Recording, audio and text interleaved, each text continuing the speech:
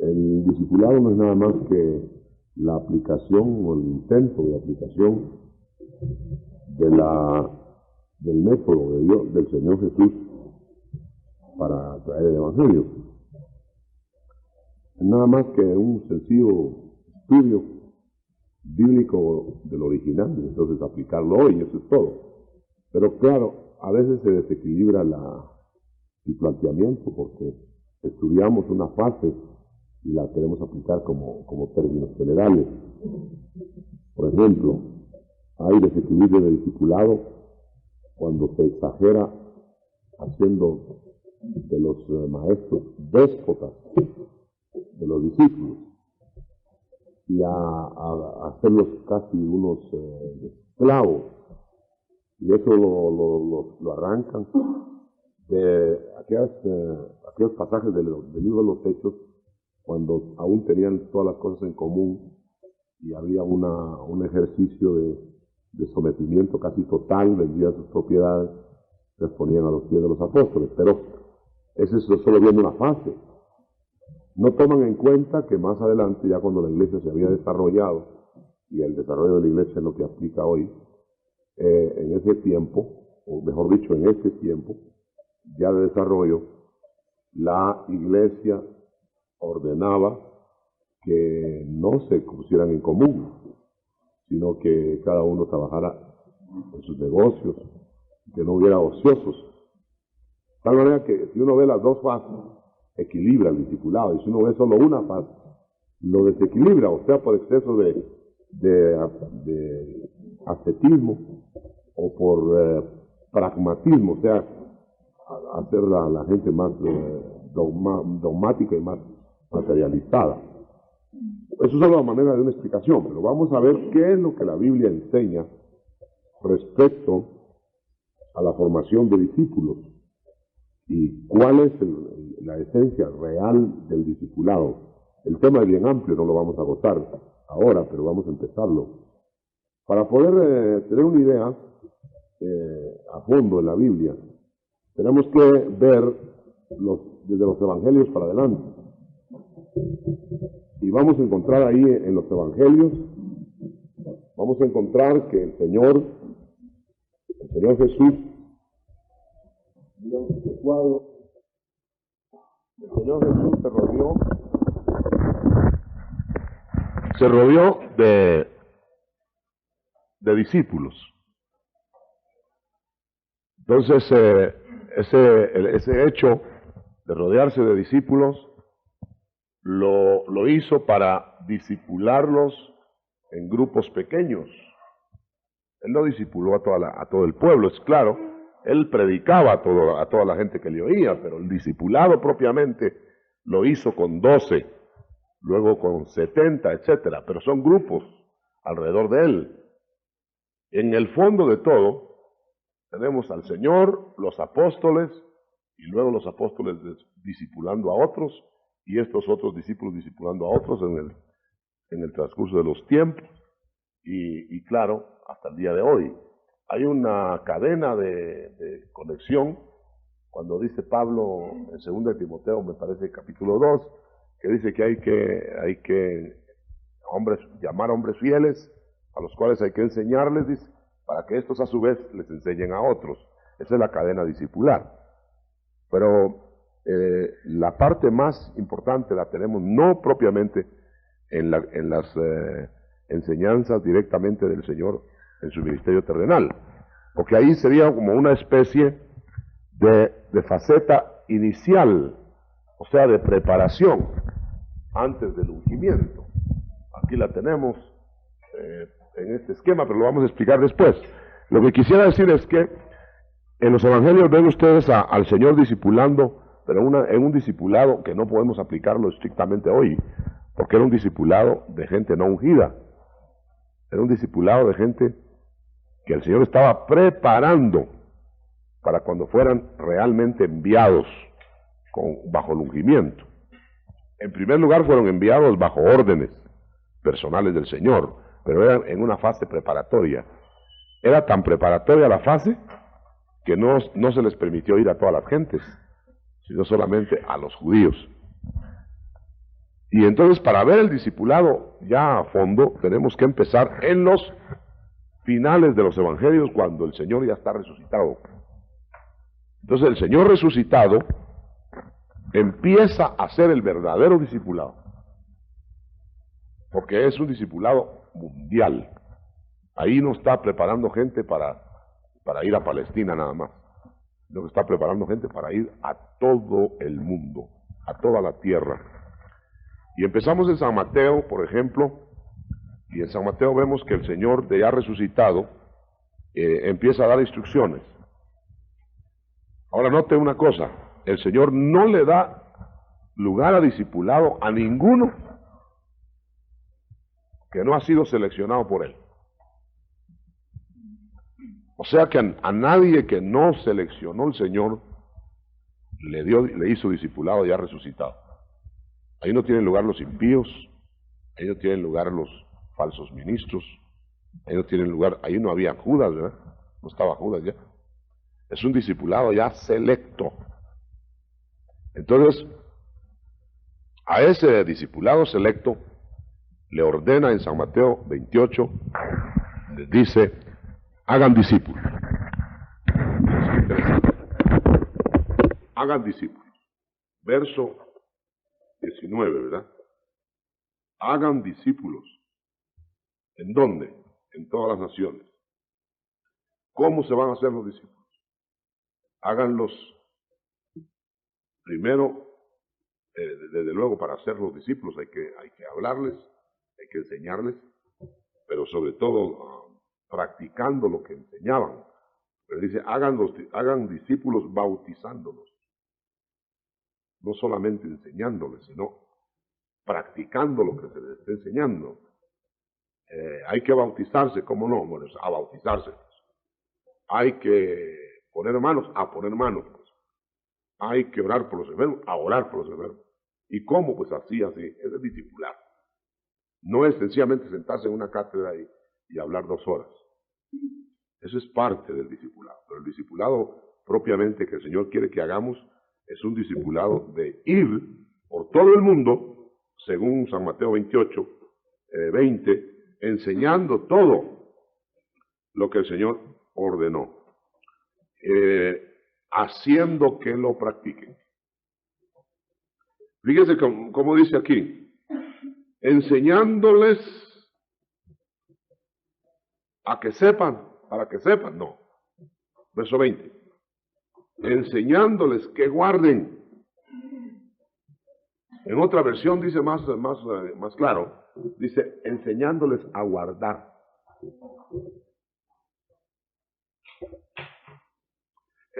Ustedes notan la diferencia. No es solo enseñar, no es una cátedra fría. Allá les di la enseñanza y miren ustedes cómo salen. No es ese el verdadero discipulado. El verdadero discipulado es pegarse al discípulo a ver cómo hace lo que se le enseñó. Y si lo hace mal, corregirlo. Porque noten el verso, hermano, bien claro. Enseñándoles que guarden. En otra versión, como le repito, dice, enseñándoles a guardar todas las cosas. Y el Señor lo hacía, hermano. El Señor les enseñaba a orar como Él oraba. El Señor les enseñaba a ministrar como Él ministraba. El Señor todo, ¿no? Ese es el discipulado. Por eso es que hay que tener mucho cuidado cuando se hace discipulado a quién se pega el discípulo. Porque va a imitar al maestro. Y si es un maestro que está desviado o torcido, van a nacer discípulos torciditos. Y entonces el Señor ordena que enseñemos todo. Es otro detalle. Enseñar a guardar todo. No encubrir nada de lo que el Señor enseñó. Pero tener la sabiduría de decirlo en su tiempo. Vamos por un ejemplo. Hay personas que empiezan a discipular, fíjese pues. Acaba de aceptar la persona. Ya, no más acaba de aceptar y ya le están diciendo lo que todavía ni ellos mismos han aprendido a hacer. Ya le están exigiendo que ahora tiene que hacer esto, tiene que hacer lo otro. Y tal vez ni ellos mismos, los que están hablando, lo están cumpliendo. Empiezan por el final. empiezan a quererlo poner firme en lo que tiene que afirmarse, pero a su tiempo. Ahora lo tendríamos que decir más claro, ¿verdad? Hay gente, y a mí me han pasado las noticias por ahí, diaconado y gente que por más que se explican las cosas, a algunos no las captan. Cuando pasan las personas aceptando al Señor, usted sabe que vienen de la pura carne, del puro mundo. Y entonces dice que han encontrado hermanas y hermanos instruyéndolo. Ahora tiene que, mire, ahora ya no va a poder usted, ahora ya no va a poner ese vestido que trae, uy, Dios guarde, ese. Entonces los hermanos o hermanas nuevos se van pensando que a saber dónde se metieron, por falta de sabiduría. Aún, desde luego, eso hay que enseñarlo, cómo deben andar, cómo deben comportarse, pero a su tiempo. A su tiempo. ¿Me explico, verdad? Muy bien. Tampoco tenemos que cometer el error de hacerle creer que ya ahora todo es rosado en cuanto a aceptan a Cristo. Y ahora sí, ahora ya se arreglaron todos sus problemas, ahora ya solo ponga los ojos para arriba y espere. Tampoco. Hay que hacer ver todo. Hay que hacer ver que si no se rinden, el Señor se va a tratar más duro con ellos. Pero todo en su tiempo, en el orden. Ese es el arte del maestro. Saber discipular. Muy bien, entonces el Señor empezó a discipular, ordenando que hiciéramos discípulos en todo el mundo, que lo hiciéramos bautizándolos, es decir, practicando aquello. Y cuando pasamos al final de San Marcos, encontramos también la misma cosa. El Señor dice, pues ahí, que ya ustedes saben ese pasaje tan conocido, ustedes van a predicar el mensaje, aunque este pasaje de San Marcos va dirigido más que todo a los evangelistas. Es un llamado evangelístico. En cambio, el de San Mateo es un llamado a los doctrinadores, a los pastores, a los maestros. Pero este de San Marcos es predicación general con señales. Ese es evangelismo mundial. Pero siempre lleva a lo mismo. Confirmar la palabra con las señales es asunto que el Señor ha prometido. Y nosotros debemos llevar esa palabra, ese mensaje, no solamente de palabra, sino esperando la confirmación sobrenatural de lo que nosotros hemos predicado. Eso es el envío de San Marcos. Luego tenemos el envío de San Lucas, el final. En San Lucas 24, usted encuentra, hermano, otro envío. En este envío de San Lucas, ahí tenemos al discipulado siendo preparado en una forma tan preciosa. Abran el capítulo 24 y usted ve que estos discípulos, a pesar de que habían estado en un periodo preparatorio bien largo de 3 años y medio, ahora se encuentran torpes y se encuentran completamente inadecuados para salir con el mensaje. Y entonces el Señor empieza por exhortarlos. Primero empieza por manifestarse vivo. Y ya dijimos en alguna ocasión que no puede haber ningún maestro en este discipulado, y óigalo bien eso, hermano. No puede haber ningún maestro en el discipulado auténtico de Jesucristo que no le conste personalmente lo que va a enseñar. Maestros teóricos no caben. Ese ha sido el gran desastre de la organización de la iglesia en el sentido de enseñanza. Contrata buenos maestros, pedagogos, pero que todo lo han copiado, no tienen experiencias vivas. Los seminarios, los institutos bíblicos se llenan de maestros que qué bien enseñan la clase, muy técnicos, maravillosos, pero no conocen al Señor. Y entonces están hablando lo que le sucedió a fulano, lo que sucedió a Mengano, y si a ellos les preguntan, pues a ellos no les ha sucedido nada. Son sencillamente transmisores de verdades posiblemente, a veces no siempre verdades, pero que no las han digerido. que no las han vivido. En el discipulado no caben esos maestros. ¿Por qué? Porque el maestro tiene que enseñar a practicar al discípulo. ¿Y cómo le va a enseñar a practicar lo que no ha hecho? Usted se puede imaginar, hermano, puede tener usted la idea de un maestro carpintero ebanista, formidable, que le dé la clase teórica de hacer muebles a su discípulo, y que él nunca haya hecho muebles, que solo lo sepa cómo se hace en la pizarra, y nunca ha agarrado un martillo, cogido un martillo, nunca ha tallado la madera. Está bien, le puede decir al discípulo cómo se hace un mueble, y le puede decir con toda la técnica de X, Y o Z ebanista que él leyó en un libro. Pero cuando le diga al discípulo, mire maestro, ¿y cómo hago esta silla? Esta silla? ¿Cómo tengo que...? El otro lo que va a hacer es dar martillazos en los dedos. El maestro no sabe, no le puede enseñar. En el discipulado tiene que ser estrictamente que el maestro ha pasado por esas experiencias. Y por eso coge al discípulo para decirle, usted lo puede ver en Timoteo con Pablo. Pablo coge a Timoteo y le dice exactamente, habla inclusive cuando dice yo no osaría, dice Pablo, decir nada de lo que no haya pasado por mí. O sea, le está explicando que él ya lo vivió. Si un maestro le va a decir, hermano, que hay visiones y le va a enseñar sobre visiones, cómo entender las visiones, cómo es porque él ha tenido visiones.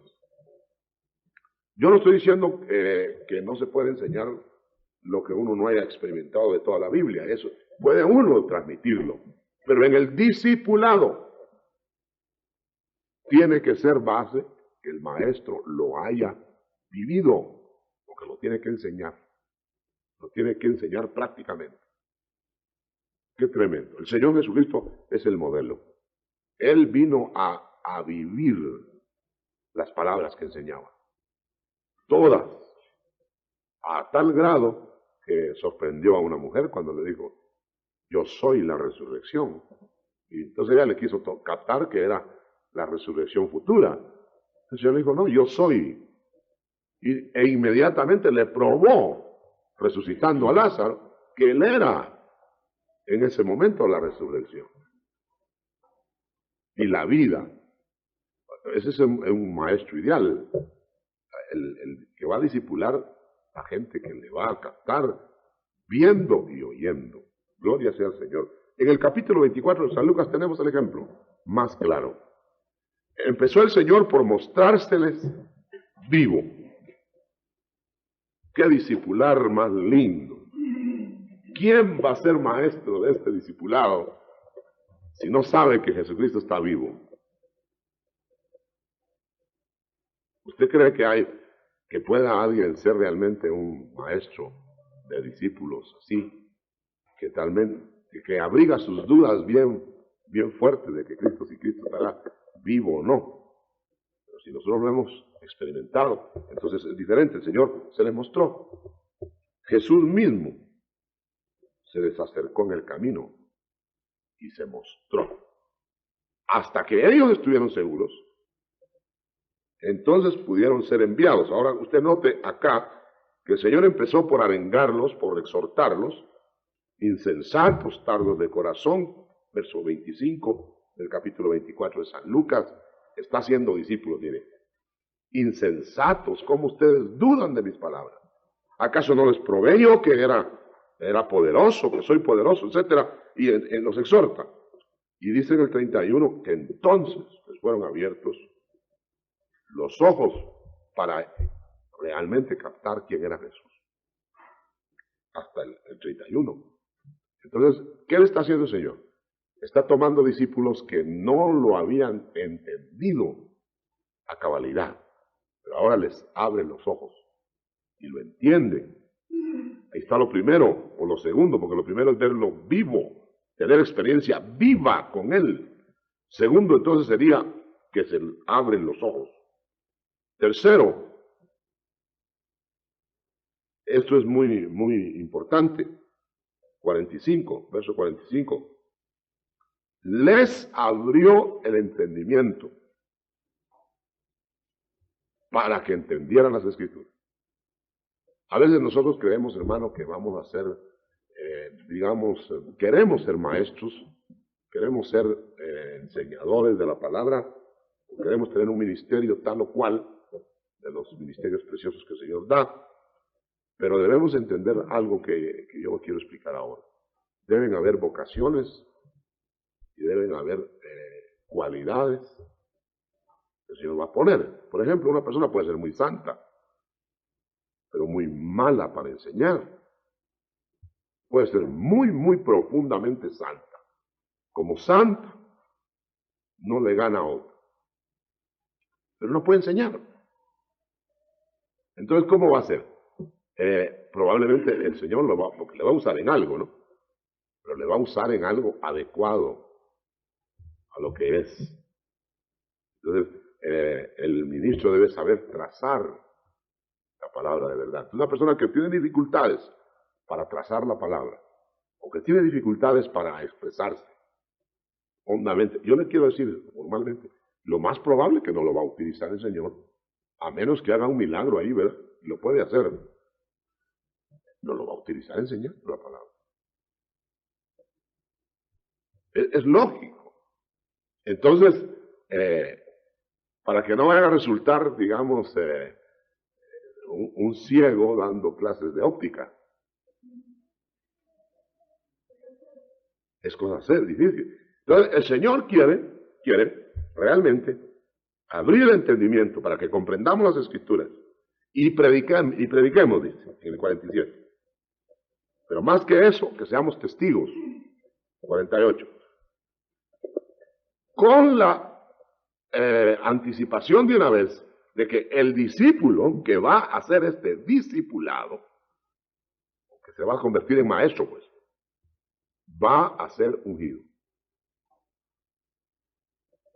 He aquí yo, 49, les dijo de una vez, en la preparación antes del aposento alto, yo les enviaré la promesa de mi Padre, y vendrá sobre vosotros.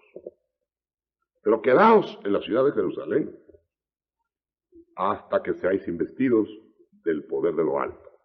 Entonces, el discipulado implica enviados ungidos, maestros ungidos. Y los discípulos, los que van a ser discipulados, y van a terminar su discipulado, si van a estar preparados en el discipulado, deben esperar también ser ungidos. Les van a enseñar todos los pasos. Acuérdense que en las figuras del Antiguo Testamento, Aarón era tipo Cristo, y los hijos de Aarón eran tipo de nosotros los cristianos. Entonces, Aarón, es muy notable eso. Primero antes de ser ungido, Aarón, tipo de Cristo, antes de ser ungido, se derramó sangre de cordero, porque el sacrificio del cordero fue antes que el ungimiento de Cristo. O perdón, el ungimiento primero y después el sacrificio. Me estoy invirtiendo el término. Lo voy a marcar aquí, si me lo permite. Porque es una figura muy linda. Primero, tenemos Cristo. Cristo es Aarón. Como Aarón. Aarón. Mire, ¿qué fue lo primero que hizo el Señor? Fue ungido en el Jordán. Jordán. Mire, el Señor fue ungido. Ungido primero. Después fue al Calvario. Calvario. Después del Calvario, entonces ya ministró, en este ministerio que estamos hablando, discipular, ya resucitado, ministró a sus discípulos, que iban a todo el mundo, en la forma que él lo especifica. Ahora mire, Aarón, primero fue ungido, igual, lo llevan al tabernáculo, lo ungen, y después hacen el sacrificio del cordero, y después llama a sus hijos, los hijos de Aarón. Entonces los hijos de Aarón, primero ya estaba el sacrificio de la sangre, o sea, primero es convertirse, y después los unge. y los deja en el sacerdocio. No sé si me estoy explicando bien. Fíjense que no es igual Aarón con los hijos. Pero el Señor Jesús, después de haber hecho este proceso, o Dios ha hecho un proceso en él, y después de haber enviado a Cristo a la tierra, entonces toma a los hijos y toma a los discípulos y los envía con la condición de que van a ser ungidos, pero que previamente tienen que ser lavados con la sangre. Ese es el orden discipular. Hay un enredo en el mundo hoy, hermano. Están enviando discípulos sin ungimiento, sin lavamiento de sangre. Es una cosa terrible, la anarquía en ese sentido. No toman en cuenta el orden escritural. Pero nosotros estamos viendo qué es lo que la Biblia dice. Entonces nosotros vamos a ser discípulos, y se está haciendo discipulado aquí en esta iglesia, y se va a continuar proyectando eso, pero en el orden así como estamos viendo. Preparación previa de gente que ha sido convertida, llamada.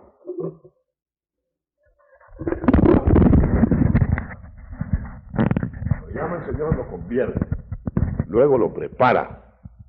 Esa preparación puede ser el conocimiento, como los discípulos del Señor, pero la verdadera instalación está después del conocimiento, los escoge, sigue la preparación para luego instalarlos, consagrarlos, y una vez que han sido consagrados ya los deja en función, y luego viene la espera del rapto al tribunal de Cristo, y en el tribunal de Cristo vienen las posiciones eternas, de tal manera que todo esta fase que está aquí arriba se le llama lo poco. En lo poco fuiste fiel o fuiste infiel, entonces luego en lo mucho se llaman a las posiciones eternas, te pondré. Así son dos fases, ¿verdad? La fase terrena se va a proyectar en la fase eterna, y el Señor la lleva por orden, exactamente como usted lo está mirando ahí. Y aquí tenemos la explicación del discipulado actual. Tiene que arrancar de un ministerio apostólico para que sea evangelio tipo apostólico. Luego vienen los discípulos que a su vez hacen otros discípulos, etcétera, hasta llegar a lo último de la tierra. O sea que el método del Señor es el mismo, pero nosotros tenemos que entenderlo. Vamos a pasar de San Lucas a San Juan, el final.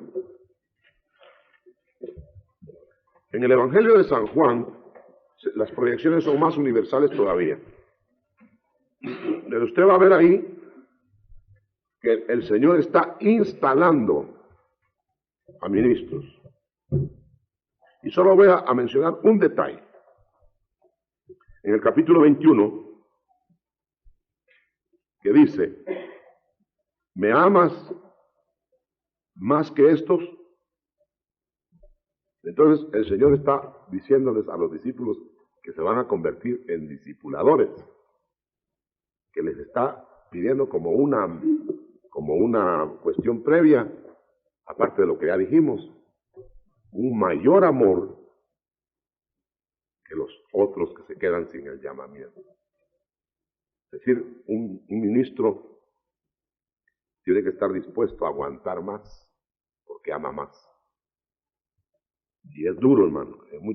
Por eso es que el neófito en un ministerio no tiene cabida, porque el neófito, los primeros cambios, primeros golpes, se desinfla o se hincha con los primeros éxitos. A los primeros disparos cae el neófito. Y a las primeras victorias ya no lo aguanta nadie. Por eso dice la Biblia, no un neófito. Hay que prepararlo, hay que arreglarlo, todo el discipulado. Yo debo decir esto como una de las verdades que a veces no se dicen mucho, y es la verdad. A una persona nueva le hacemos más daño poniéndolo inmediatamente que el beneficio que pensábamos hacer. Se acaba eso de las iglesias tradicionalistas, que para conservar a la gente les colocan en un puesto. Y lo retienen en medio de puestos. Pero si una persona es nueva, lo mejor que puede hacer, tener la sensatez y la paciencia de esperar, ser discipulado. Los grandes desastres de la iglesia han sido debidos, entre otras cosas, a que los nuevos, muy nuevos, ya quieren tener ministerio. Hoy se convirtieron en la noche y ya soñaron que están predicando en el Japón. Y en japonés pueden predicar porque nadie los entiende. ¿Cómo? Pero si van a ir a enseñar algo, tienen que aprenderlo primero. Y es una señal de orgullo cuando la gente se adelanta.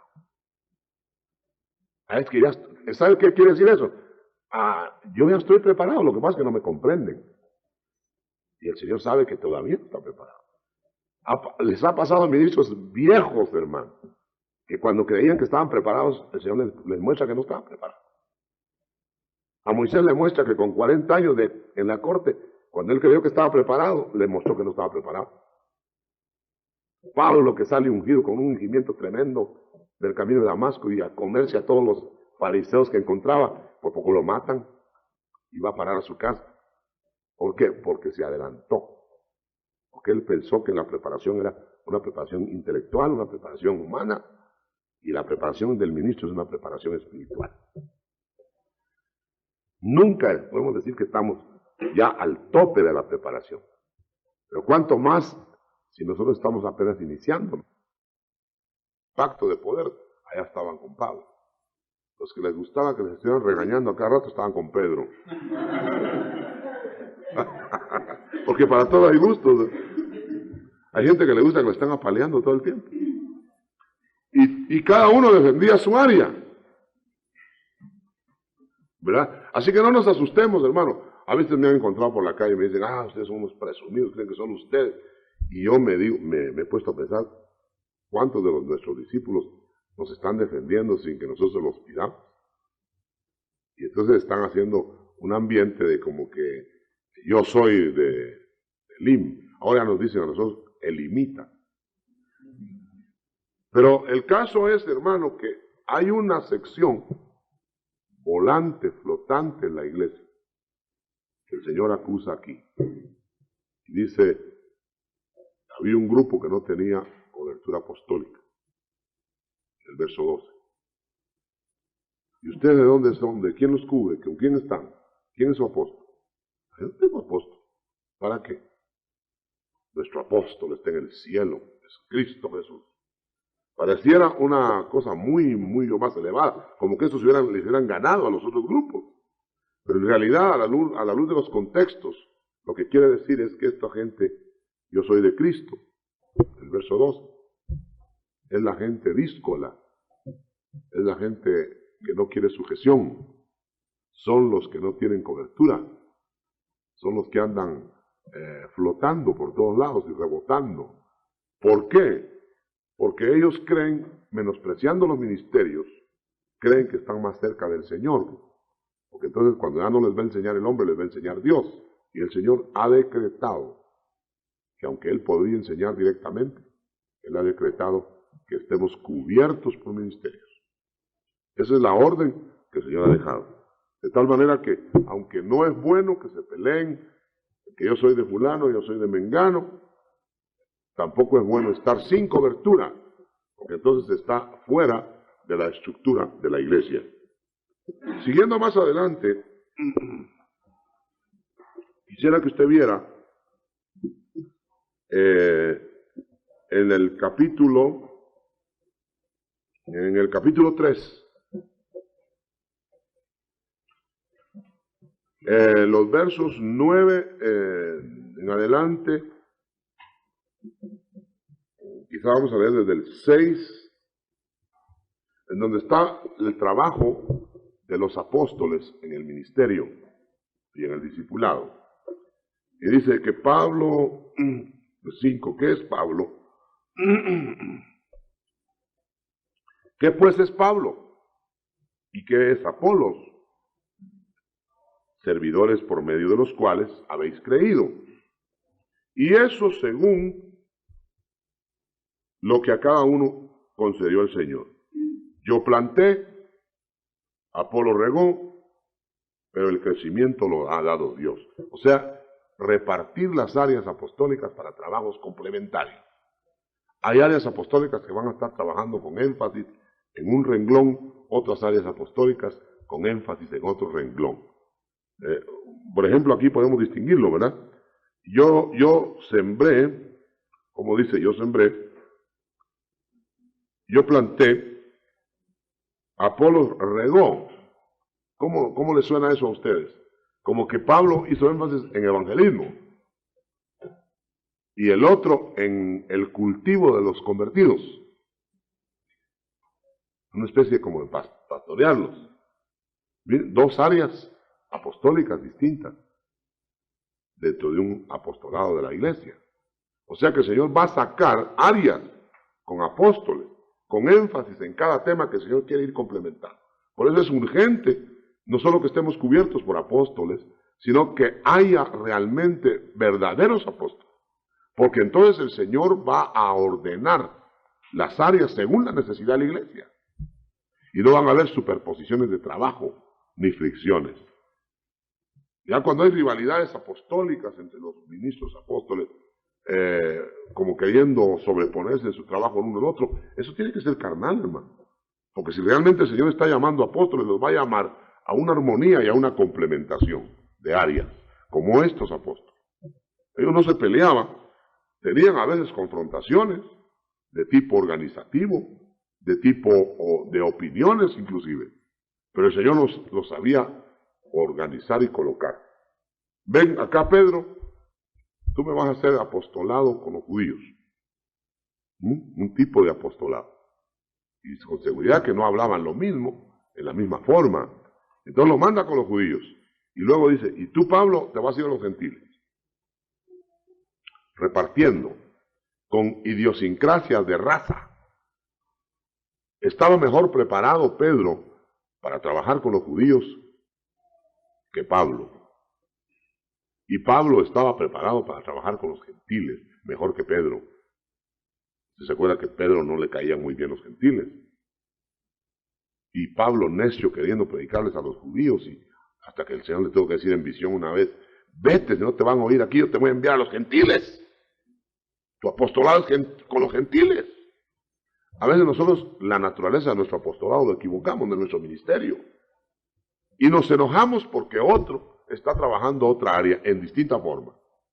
Pero cada uno tiene su modelo, ojalá dado por Dios.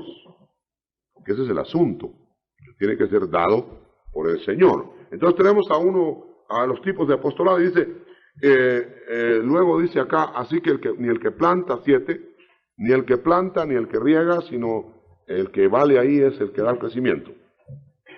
Nos podríamos pasar regando todo el día, ¿verdad?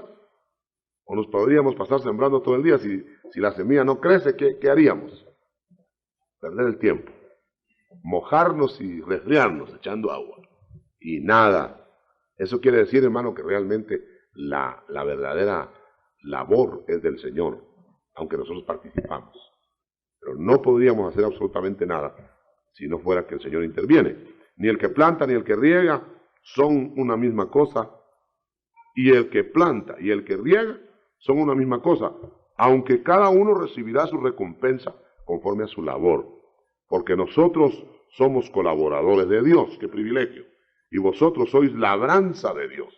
O sea, los maestros de discípulos los maestros son colaboradores de Dios, y los discípulos, los que están haciéndose discípulos, son labranza de Dios, y todos edificio de Dios, ¿verdad? Ahora, conforme a la gracia. Ahora yo quiero que lleguemos a este punto, hermano. En el discipulado, nosotros solamente vamos a reconocer que puede haber un discipulado legítimo cuando está el fundamento del verso 11. Esto lo digo porque ahora está siendo discipulado hasta la iglesia falsa. Los mormones hacen discipulado, los testigos de Jehová, los adventistas, etc. Sí, eso no es discipulado, eso es proselitismo. Están allegando gente a su conglomerado, a su reinito, como dice un predicador. Pero óigame bien, el verdadero discipulado, por eso que nosotros no aceptamos sentarnos a la mesa, ni debemos aceptarlo, sentarnos a la mesa con falsos maestros. El verdadero discipulado es con los que estamos en el verso 11. Nadie puede poner otro fundamento que el que está puesto, el cual es Jesucristo. Bueno, si usted reconoce a un sacerdote católico romano como en el fundamento, que es Cristo, usted podría colaborar con él. Usted podría decir, usted vaya y haga trabajo aquí, yo voy a hacer de este lado, y orar juntos y salir juntos a la tarea. Pero tiene que ser reconocido que está en Cristo. Y eso no es cierto, ellos no están en Cristo. ¿Estamos de acuerdo en eso? Un mormón, no podemos juntarnos con un mormón, que no está en Cristo. No puede haber una campaña evangelística, por ejemplo, hermano, en donde vengan todos mormones y adventistas. Ni tampoco puede haber una campaña evangelística en que nos juntemos los evangélicos, los cristianos y la Iglesia Católica. Por eso es que, hermano, esto no sé si se va a quedar grabado, pero lo podemos quitar después. Pero en realidad, en Estados Unidos, grandes ministros, como Billy Graham, en donde cardenales y... ¿verdad? Entonces, tenemos que estar claros en esto. El discipulado que estamos hablando es discipulado entre gente que está en el fundamento. Pueden haber diferencias de tipo menor, pero siempre dentro del fundamento. Ahora, en la parte seria es lo que viene ahora. Aún estando en el fundamento, o sea, siendo legítimos maestros que el Señor ha llamado para ser discípulos, podemos nosotros estar haciéndolo bien o estar haciéndolo mal. Y eso es lo que quiero que veamos ahora como una parte final. Verso 12, 3:12 de 1 de Corintios. Y si sobre este fundamento el que está ministrando, alguno dice aquí, edificare, oro, plata, piedras preciosas, madera, heno, hojarasca. Esta es la labor ministerial. Algunos han tergiversado este pasaje y creen que esto son pecados. Si lo toman ustedes desde el punto de vista pecados, no suena el contexto. Pero desde el punto de vista de trabajo, de obra, de tarea, como ministro, suena muy bien. Ahora ya lo va a ver. Uno puede poner sobre el fundamento lo bueno, lo perdurable, lo que se va a mantener o lo que va a ser quemado, que no queda nada, hojarasca, heno, madera. Porque la obra de cada uno será manifiesta, porque el día la declarará, pues por el fuego será revelada, y la obra de cada uno, cual sea, el fuego la probará. El Señor va a probar a sus ministros si la labor que están haciendo, si la tarea que están haciendo, la están haciendo aceptable o no aceptable. Si la están haciendo en el espíritu, lo están haciendo en la carne. Si están poniendo hojarasca sobre Cristo o si están poniendo perlas y piedras preciosas sobre el edificio, para el edificio.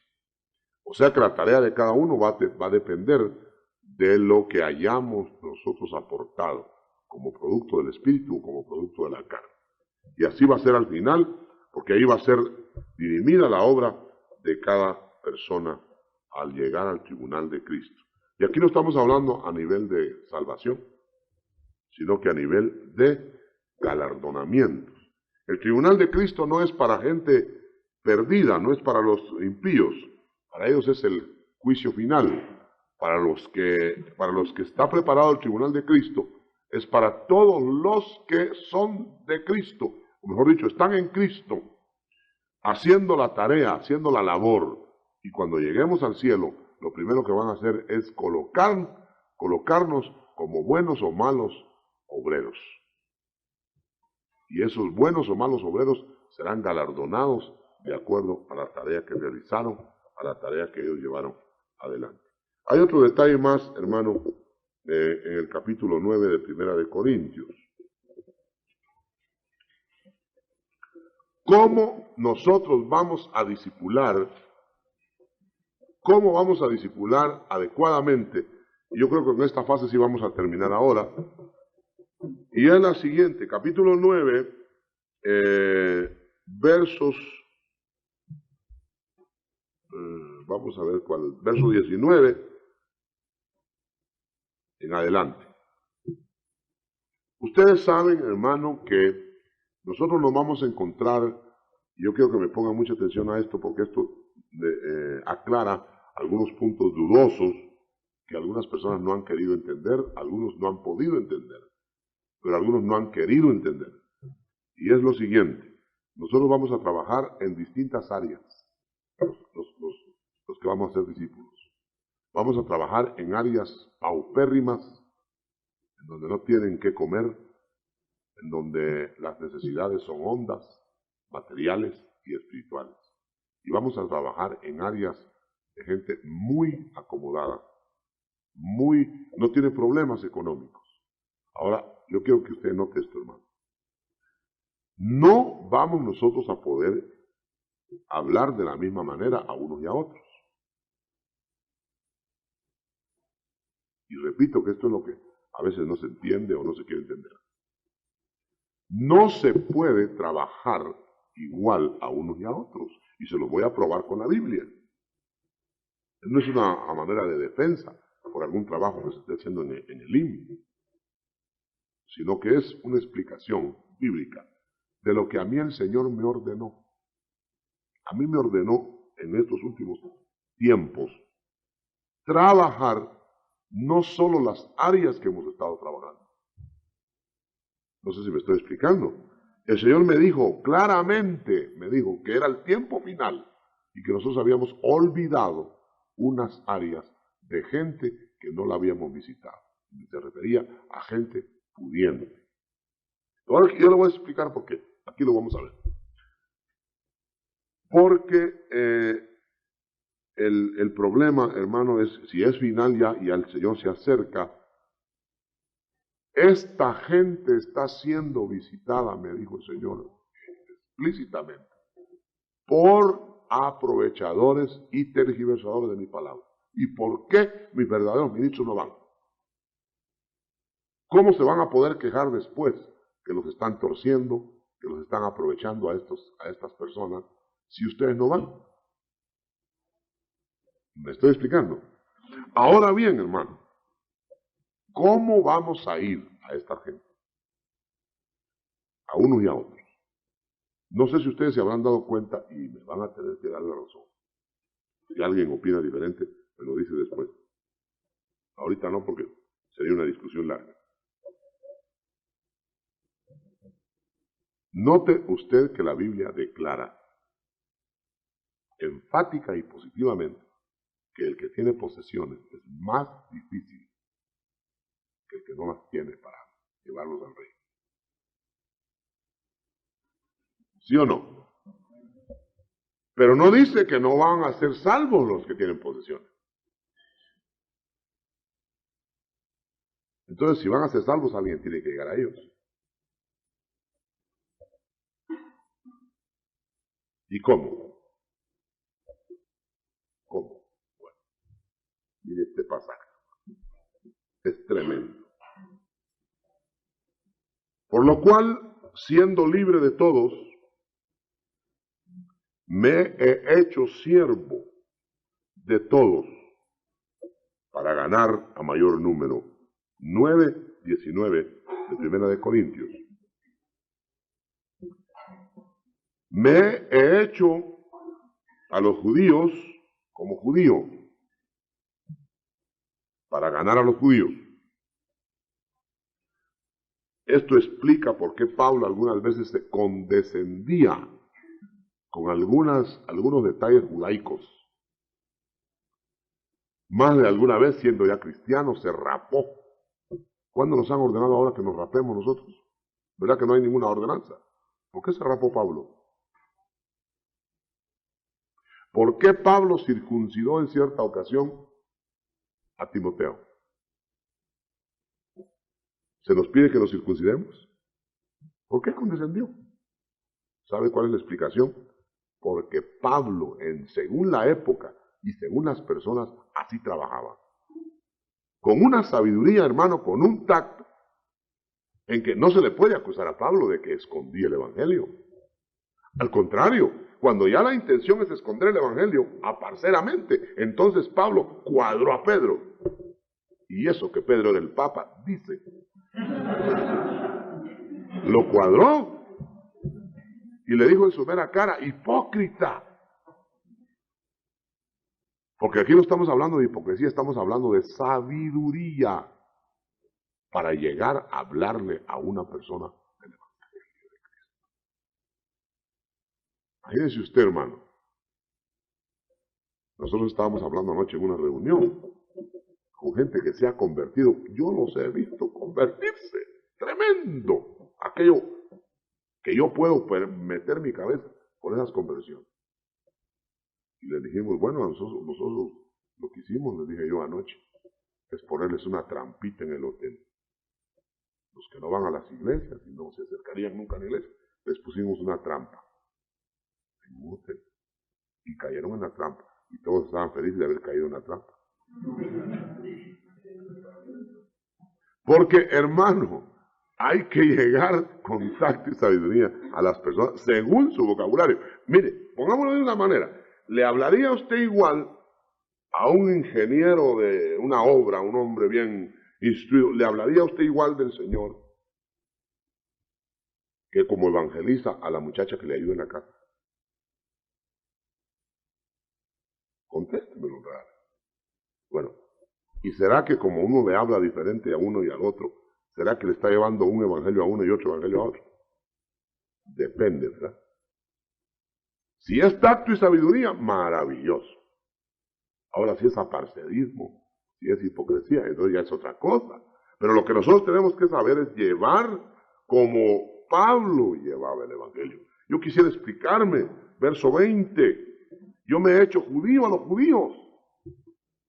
¿Pero para qué? Para ganar a los judíos. A los que están sujetos a la ley, aunque yo no esté sujeto a la ley, como sujeto a la ley, para ganar a los que están sujetos a la ley. A los que están sin ley, como si yo no estuviera, como que si yo estuviera sin ley. ¿Sabía llegar? No estando yo sin ley de Dios, sino bajo la ley de Cristo. ¿Para qué? Para ganar a los que están sin ley. Me he hecho débil a los débiles, para ganar a los débiles. A todos me he hecho de todo, para que de todos modos salve a alguno. Y esto hago por causa del Evangelio, para hacerme copartícipe de él. Hermanos, el Señor nos manda a discipular de acuerdo al medio, a las necesidades, a las ocasiones, con una sabiduría y un tacto que la gente va a agradecer al final. Recordémonos de una cosa, no todos crecimos a la misma velocidad. No sé si usted se recordará cuando le hablaron del Evangelio. Más de alguno debe ver aquí que y hasta insultó al que le habló del Evangelio. Otros fueron suaves para recibir el mensaje. Pero gracias a Dios que hubo en muchas gentes que llegaron a nosotros, hubo sabiduría y hubo tacto. Y nosotros entramos. Pero ¿qué hubiera pasado, hermano, si llega alguien, como llegó una vez una persona a un pueblo de por aquí de Oriente, un evangelista, de esos que salen sin tener la preparación todavía, y llegó a predicar a un lugar que se llama Estanzuela, y dicen que son muy idólatras ahí, tienen imágenes por todos lados en las casas, y este hermano entró y llegó y pidió un machete cuando vio todas las imágenes, y empezó a machetear imágenes. A él lo machetearon después, lo sacaron casi linchado de Estanzuela. Eso a mí me consta, yo lo supe. porque es de saber llegar. No estamos en favor de la idolatría, ni de las imágenes, al decir que no es lo primero que se les tiene que decir, que quite, a menos que el Señor ponga ahí el momento. Tenemos que ser dirigidos.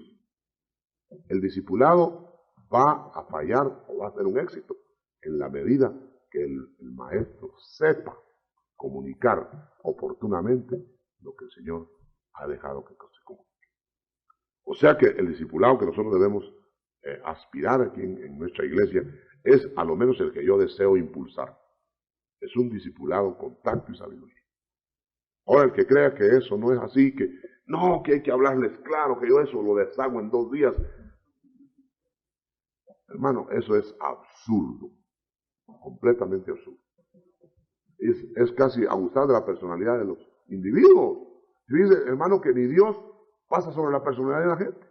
Toca la puerta y les dice si quieren que entre o no. O sea que el Señor nos manda a tener tacto, sabiduría, compostura, y entremos al terreno del discipulado. Yo les puedo asegurar, hermano, que el futuro de la iglesia ahorita, en la iglesia de Cristo ahora, está en el discipulado. Las iglesias que están creciendo en el mundo a base de discipulado. Irnos por las casas, por los templos, por los lugares, haciendo discípulos, enseñándoles a guardar, no teorizar. Entonces vamos a tener nosotros ministros en el orden divino y vamos a tener discípulos que van a captar toda la glosura del maravilloso mensaje de Cristo. Y entonces nosotros no vamos a estar tratando de conformar a la gente, de hacerla por fuera, sino por dentro. Limpiad primero por dentro el vaso, y lo de fuera se limpiará, dijo Cristo. Y no estemos peleando para limpiar por fuera lo que nunca se va a limpiar por fuera, aunque lo dejemos triclinizado por fuera. Porque si por dentro está podrido, va a salir la podredumbre otra vez. Le voy a contar un ejemplo de lo que esto dibuja lo que nosotros hacemos. Un hombre muy pulcro, pero muy pulcro, acostumbrado a hoteles de primera. Llegó a un hotel, no de primera, sino saber de qué categoría en un pueblo. Pero era lo mejor que había. Pero vio, estaba muy bonita la habitación, solo que el piso estaba muy lleno de polvo. Saber cuánto tiempo tenía que no lo limpiaba. Pidió agua y jabón. Dijo, bueno, yo a lo menos voy a limpiar el piso. Y se puso a limpiar el piso, hermano. Y todos se reían de él. No se había dado cuenta que el piso era de barro. Tierra. Creo que era baldosa que estaba encima del polvo, la tierra, ¿no? Entonces él se puso a limpiar. ¿Cuándo termina de limpiar ese piso? Mientras más agua echa y más jabón echa, lodo, ¿verdad? Ese se enfangó ahí además hasta que se dio cuenta de su tontera. Entonces nosotros muchas veces estamos tratando de ilustrar lo que no es piso. Y ahí tenemos a un pastor desde la mañana hasta la noche echándole agua y jabón al que es puro barro, pero de una vez, y va y más barro se hace, más lodo, más sucio está, más enfangado. Y esa tarea no se termina, porque la naturaleza es esa, ¿no? Pero vayamos a un piso, por sucio que esté, hermano, y le echamos agua y jabón, pues al fin va a quedar como espejo, porque es piso. Entendamos que el discipulado, tenemos que averiguar primero si la gente es piso o barro. Gloria a Dios.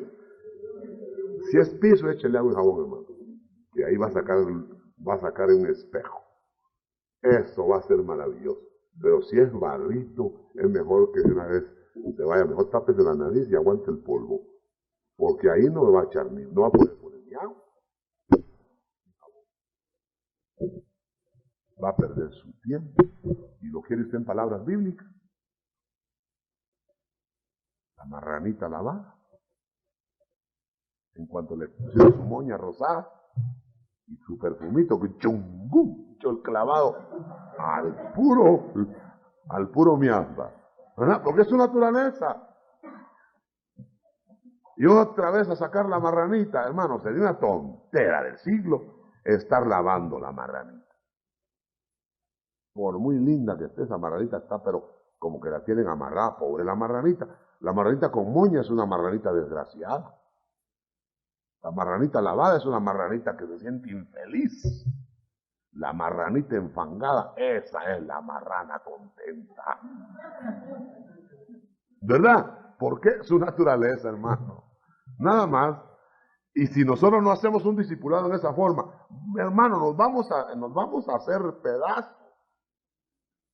Seamos entonces entendidos de cuál es la voluntad de Dios. Y sabios para poder discernir quién va a percibir, quién es el que vamos a discipular, para qué lo vamos a discipular, dónde lo vamos a discipular, qué vamos a sacar de ese discipulado.